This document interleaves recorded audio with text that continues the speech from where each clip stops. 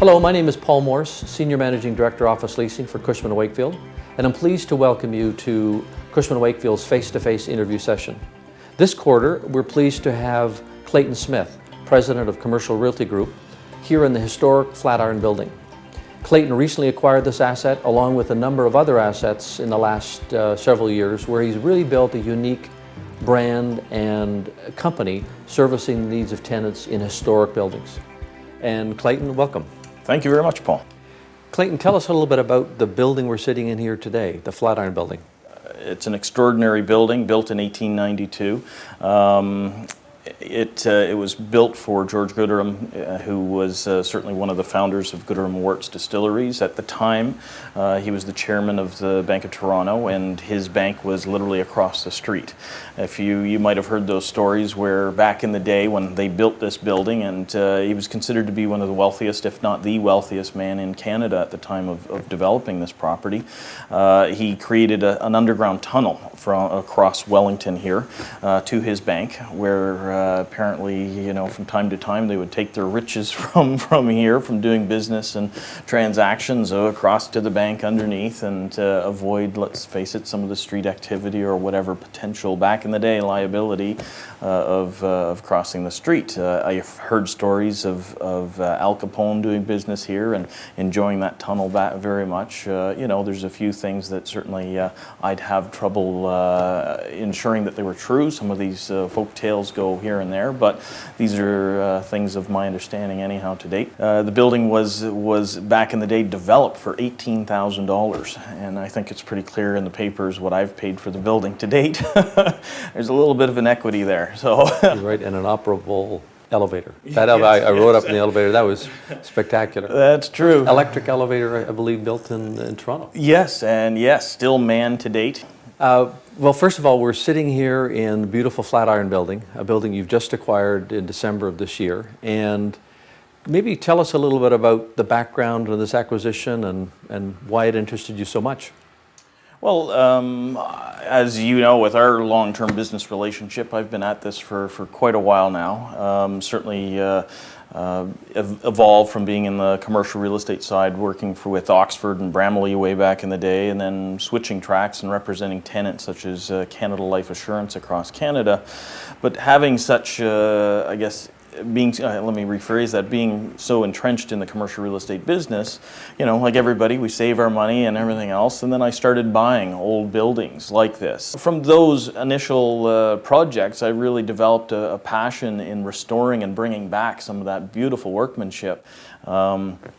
And obviously the Flatiron building in the beautiful old historic sort of properties, it's in my world just an icon, a flagship, let's say, for my portfolio. So when it came on the market, you know, certainly everybody knew that I'd be going after it, that knew me in business, and obviously I was successul. You go through the hidden little nooks and crannies of this building, and it's just, you know, every turn tells a story kind of thing. There's vaults, and there's, you know, safes in certain floors, wood spiral staircases, you know, and yeah, it's just, I'm still very much getting involved in the property. I mean, it's still all new, so there's new things, it seems, every day that you find out. Huh?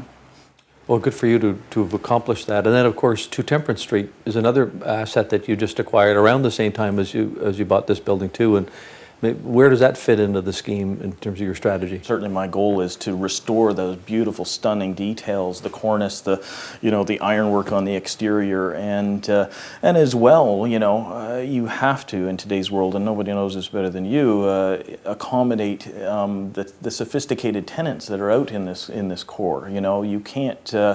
You can't enjoy this type of atmosphere and be freezing your butt off in winter because you love it. No, it's got to be the proper, you know, climate controls. It has to have the right, you know, power and data and air conditioning in the summer. And you know, a big part of what I really try to focus on, and certainly a lot of my experience comes into play with representing some of the largest landlords in the country, is ensuring that the tenants in my buildings, to the best of my ability, have those modern modern amenities, those modern sort of warmths, but enjoy that historic, beautiful feel for the property. What strikes me about what you've accomplished in the last 6 or 7 years then is you've not only restored buildings, but you've successfully leased them or re-tenanted them, as you said. And also the fact that you have a strong operations, leasing background, an understanding of what is driving tenants today is an important component of your success. What have you learned? And of course, one of the benefits of starting with Richmond and your other buildings, you've learned along the way the kind of tenant that's attracted to a building like this. What have you learned? What type of tenant would have moved into a Yonge Street or a Richmond, and the kind of tenants that you foresee for a project like this and on Temperance Street? You know, we've in the buildings, and certainly this one and Temperance, I'd expect the same sort of tenancy. It could be anybody from a large marketing firm, an architect firm, you know, law firms for sure. I've got offers right now for all of those really on different projects and investment firms. I've had some fabulous. I remember one building that a tenant that was in the investment business.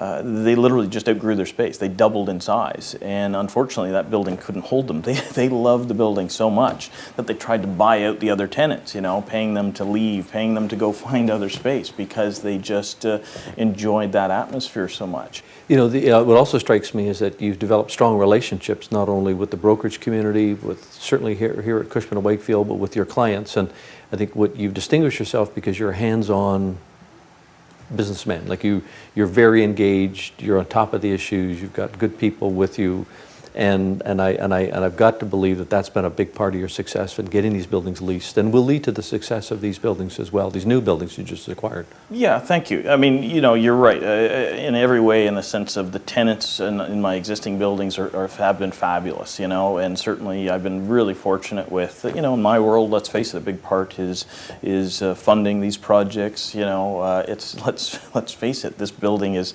90% vacant. It's tough for anybody to fund a building that's vacant. I've been very fortunate and supported in my financial world, and you know, obviously it's a result of my track record and what I've been up to. You know, you shake my hand, we're working on a transaction, I'll meet a tenant, and we'll go through sometimes build-outs and stuff. You know, I'm a big believer in you do what you do well as far as a tenant. You're a law firm, you're an accounting firm, whatever it is. You focus on that side of the business. I'll make sure your space is built out beautifully, exceeds your expectations most times, well, every time as far as I've heard.